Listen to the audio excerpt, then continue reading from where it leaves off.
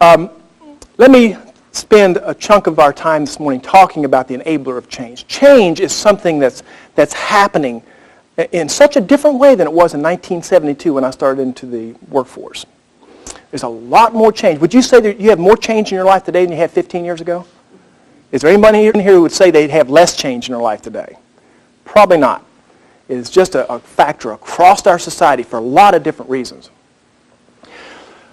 A great deal of what I do as I work with a variety of organizations is to help them think about and deal with change.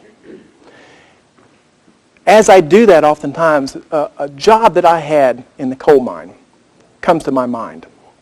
And that job was, once a quarter, I was required by state law in the state of Ohio to walk out the intake-escape way with several of my crew members.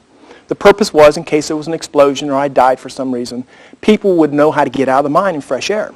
So it's really kind of me leading them out and showing them the path. Now I remember one of these sections had about a mile of low top. A low top is about that high. So we would all be walking kind of like this for a long period of time. And occasionally we'd come to the part of the mine where when they had originally mined that area, the top layers fell in. And as they completed the cycle, they would support that top. And we'd get to that area, and all the miners would stop, and they would stretch their back, and they called that a glory hole. Because they could gloriously stand up for just a moment. And I see a lot of my clients saying to me, if we could just get this through this new computer implementation, if we could just get through this organizational transition or acquisition, things will be okay. And we can finally rest.